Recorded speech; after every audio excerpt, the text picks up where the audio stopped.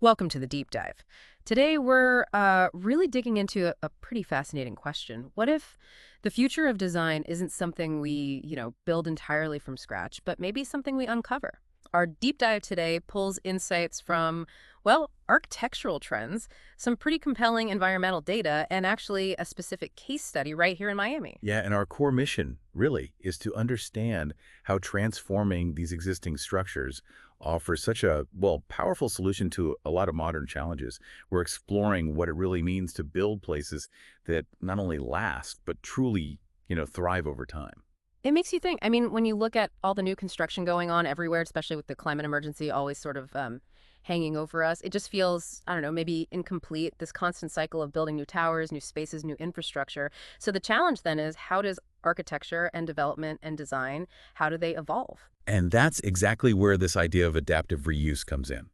It's a really powerful answer. It's essentially the practice of transforming existing buildings into something new. But the key bit is working with what's already there, rather than just tearing it all down.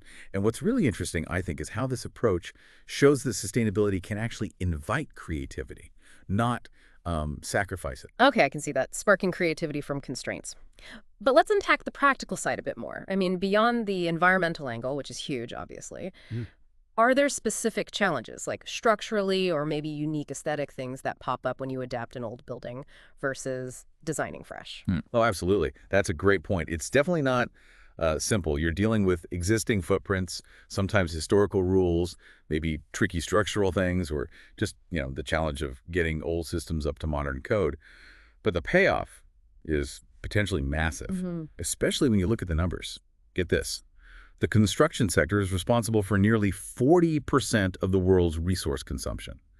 40%. And over 30% of Curio emissions globally.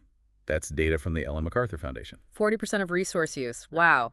That's staggering. If my personal footprint was like that, I'd be making some big changes fast. So this adaptive reuse idea, it's kind of like the architectural equivalent of a major lifestyle shift then. How much does it actually move the needle on those emissions numbers? It really does, significantly. Studies are showing that reusing buildings can cut those construction-related emissions by 50 to even 75%. 50 to 75%. That's Yeah. huge. It is. And this plugs right into the idea of the circular economy, a system where nothing is just thrown away. Materials become assets, not waste. Design honors what exists, builds upon it. It extends its life. It's more than just sustainable building. Some call it architecture with memory. Architecture with memory. I like that phrase. It captures that layered feeling you sometimes get in older places, right? And speaking of tangible examples, there's a place that really seems to live this idea, Miami Ironside. You can almost like feel it when you walk around there. Exactly. Ironside is fascinating because it wasn't just, poof, built overnight from some grand plan. Yeah. It was uncovered slowly over decades, really.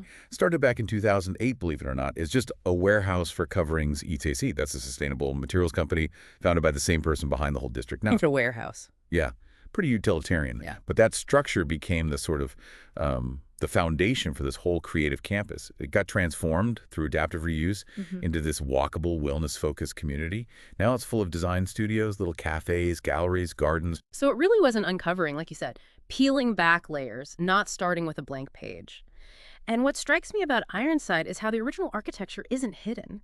You see the concrete walls, the industrial bones are right there, but they're not just like museum pieces. They feel reimagined, reinvented. It's like a conversation between the past and now. That's it, exactly. And it brings up this concept of longevity. At Ironside, longevity isn't just a buzzword. It feels like a real design philosophy. It's baked in. It means designing not just for, physical toughness, but for relevance. Yeah. Emotional, environmental, cultural relevance. Relevance over time. Right, and it makes you ask these bigger questions that Ironside kind of embodies. How do we make spaces that actually age beautifully, that can evolve with the people using them? How do they stay rooted in their history but still feel future-facing? And it's not just about the bricks and mortar then, is it? When you design for that kind of longevity, you're kind of fostering connection. People feel linked not just to the building, but maybe to each other, to that shared story. It changes the whole feel. It does. And, we always think innovation means starting over, something totally new, shiny. Yeah, the blank slate idea. Right. But maybe the really radical thing, the truly innovative step now, is actually to pause, to look around, to see the incredible potential in what we already have. That definitely shifts your perspective, doesn't it? It sort of reframes what the future even looks like. It doesn't have to be all sleek and sterile and, well, new. It could be textured, repurposed, full of stories. Exactly. I think the core insight, maybe, from a place like Ironside is this. The next big chapter in architecture might not come from pouring tons of new concrete. It might come from preserving character, reinfusing it. Which leads to that really profound idea you mentioned. Sometimes the most sustainable thing we can do, maybe the most creative thing too, is just to stay, put down roots, work with what's there. It's a powerful thought. So maybe as you go about your day, just consider how much beauty, how much potential might already be right there around you, waiting to be uncovered, not just built from scratch. Something to reflect on, definitely, whether you're involved in building things or just living thoughtfully in the spaces around you, a really different way to look at progress.